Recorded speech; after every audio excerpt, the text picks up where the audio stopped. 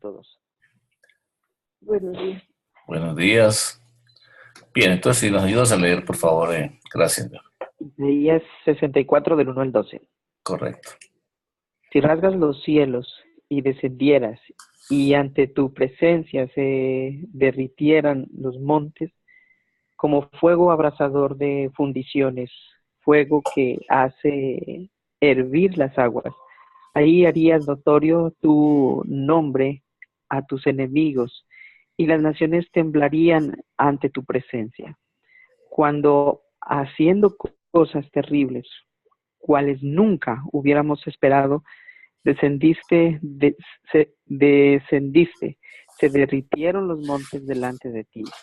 Nunca nadie oyó, nunca oídos percibieron, ni ojo vio un Dios fuera de ti, que hiciera algo por aquel que en él espera. Saliste al encuentro del que con alegría practicaba la justicia, de quienes se acordaban de ti según tus caminos. Pero tú te enojaste porque pecamos, porque en los pecados hemos perseverado largo tiempo. ¿Podremos acaso ser salvos? Pues todos nosotros somos como cosa impura, todas nuestras justicias como trapo de inmundicia. Todos nosotros caímos como las hojas y nuestras maldades nos llevaron como el viento. Nadie hay que invoque tu nombre, que se despierte para apoyarse en ti. Por eso escondiste de nosotros tu rostro y nos dejaste marchitar en poder de nuestras maldades. Ahora bien, Jehová, tú eres nuestro Padre. No, nosotros somos el barro y tú el alfarero. Así que obra de tus manos somos todos nosotros. No te enojes sobremanera, Jehová, ni tengas perpetua memoria de la iniquidad. Míranos ahora, pues pueblo tuyo somos todos nosotros. Tus santas ciudades están desiertas. Sión es un desierto, Jerusalén una desolación. La casa de nuestro santuario y de nuestro renombre, en la cual te alabaron nuestros padres, fue consumida por el fuego. Todas nuestras cosas preciosas han sido destruidas. ¿Te quedarás quieto, Jehová, ante estas cosas? ¿Callarás y nos afligirás sobremanera? Bien, muchas gracias.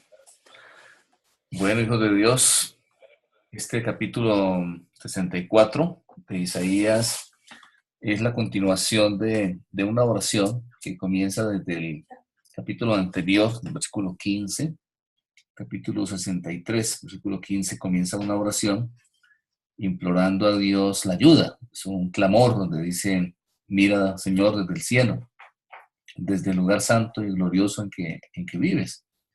Y empieza este clamor por su pueblo, que sigue todo el resto del capítulo 63 hasta incluir también, como les digo, este capítulo 64. Todo el capítulo continúa este clamor.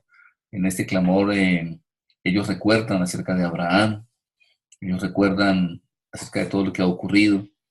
Y bueno, dentro de este clamor comienza diciendo: ojalá rasgaras el cielo y bajaras, haciendo temblar con tu presencia las montañas, como cuando el fuego quema las zarzas o hace hervir el agua.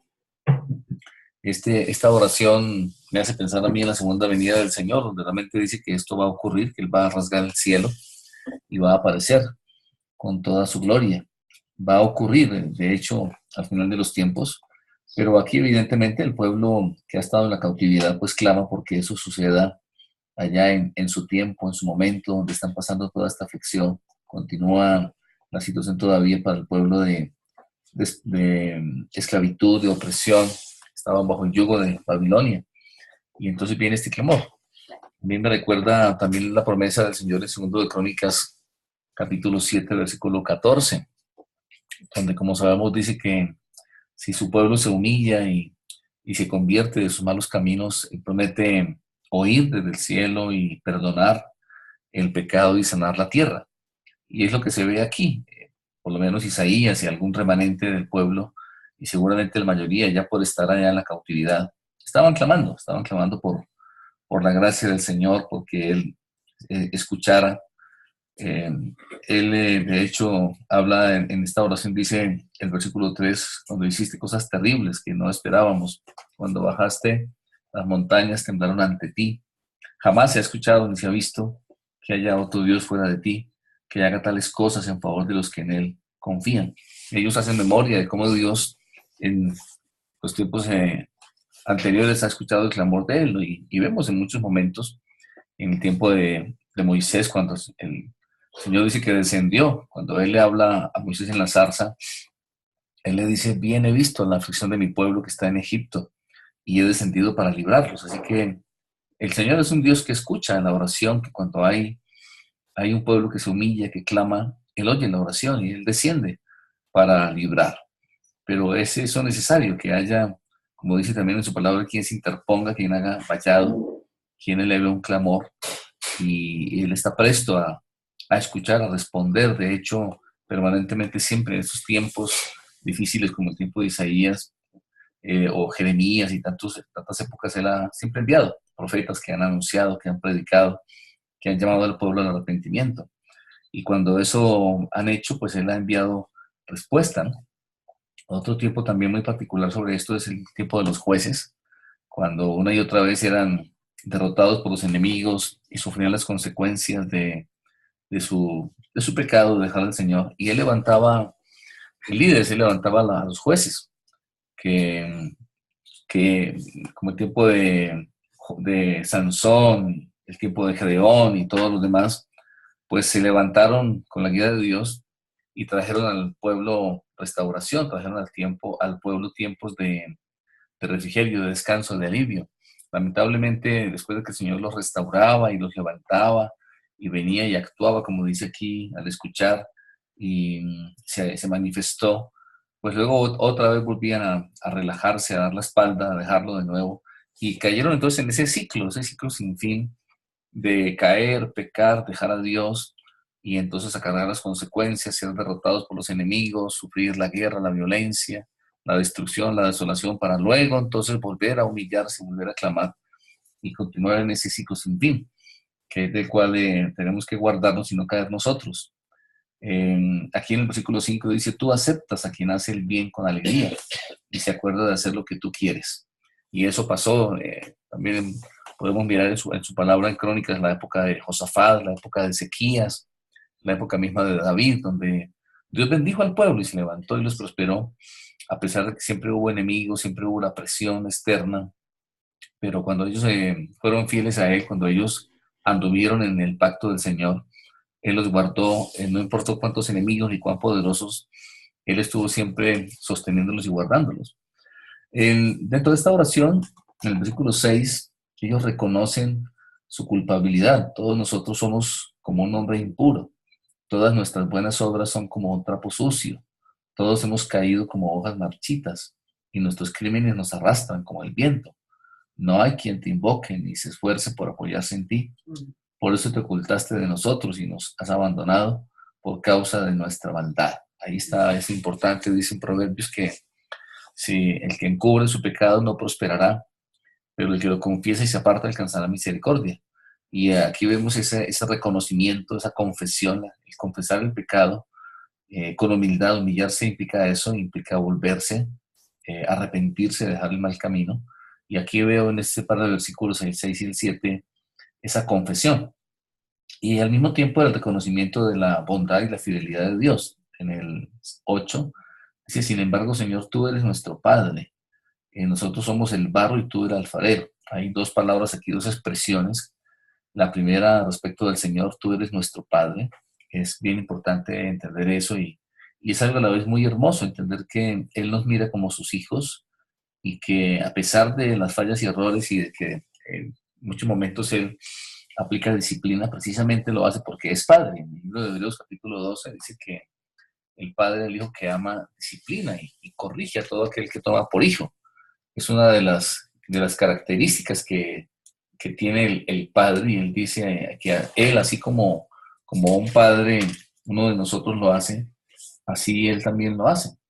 Dice en Hebreos capítulo 12, eh, el versículo 5: no desprecies, hijo mío, la corrección del Señor, ni te desanimes cuando te reprenda, porque el Señor corrige a quien Él ama y castiga a aquel a quien recibe como hijo.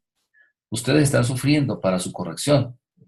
Y si es así, Dios los trata como a hijos. ¿Acaso hay algún hijo a quien su padre no corrija? Pero si Dios no los corrige a ustedes como corrige a todos sus hijos, entonces ustedes no son hijos legítimos.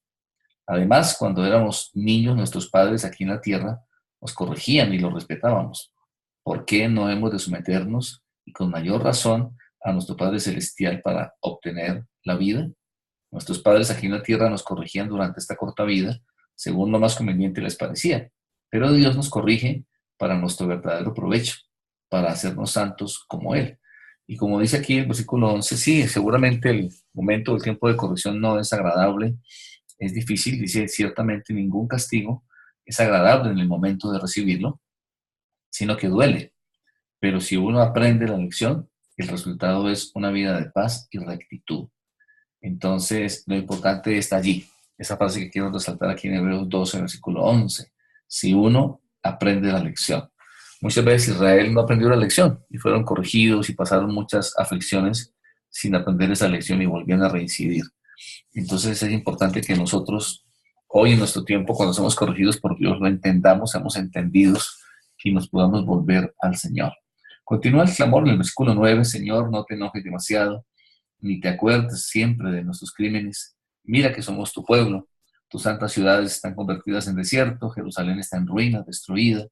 Nuestro glorioso santuario, donde nuestros padres te alababan, quedó arruinado, quedó destruido por el fuego. Todo lo que más queríamos está en ruinas.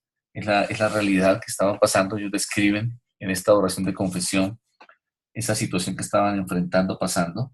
Y es eso, es tal cual, ¿no? Dice que la paga del pecado es muerte, trae destrucción, trae desolación, trae ruina, y eso tenemos que entender. Y frecuentemente Dios hace eso, simplemente aplica lo que muchos llaman la disciplina de las consecuencias, nos deja nuestro propio camino y tenemos que asumir las consecuencias de nuestras decisiones. Termina diciendo el versículo 12: y ante todo esto, Señor, no vas a hacer nada, te vas a quedar callado y vas a humillarnos al extremo. Esta es la situación que ellos veían, que lo encontraban así. Así que entonces podemos decir aquí que la felicidad del pueblo del Señor está unida a lo que Él ha destinado y ha preparado para ellos y para nosotros en este caso. Es importante creer que Él va a escuchar la oración cuando a Él clamamos, cuando a Él lo buscamos humillándonos en oración, que Él es verdad, poder y amor, y es bueno y misericordioso, y siempre va a tener nueva misericordia para con nosotros. Eso fue lo que pasó con el pueblo de Israel. Ellos lo buscaron, ellos clamaron y Él escuchó en su tiempo, ¿no? En el caso de esta cautividad de Babilonia, pues fueron 70 años. Todavía encontramos ahí al profeta Daniel, en el libro de Daniel, clamando por la restauración. Y justo en aquel tiempo, cuando él escudriñó en los libros, en la escritura, especialmente el libro de Jeremías, encontró que el Señor había dicho específicamente que iba a durar 70 años. Y eso fue lo que duró. Y en el tiempo de Dios, pues vino la restauración. Entonces, eso tenemos que entender, que Dios tiene planes, propósitos, que Él tiene misericordia, pero que es importante que cuando nos hemos apartado y estemos pasando por la disciplina de Dios, tiene que haber un pueblo que se humille, tiene que haber alguien que se interponga, que haga vallado, que clame, un remanente que se vuelva a Él. Y creo que hoy nos corresponde a nosotros clamar por nuestros pueblos, por nuestras naciones, por el mundo de hoy, que cada vez se aparta más del Señor. Y lamentablemente, según la profecía, sabemos que cada vez será peor, pero justamente ahí es donde nos toca como iglesia hacer luz en medio de la oscuridad, cumplir nuestro papel de ser luz y sal y levadura, como dice la palabra del Señor, en medio de todo eso.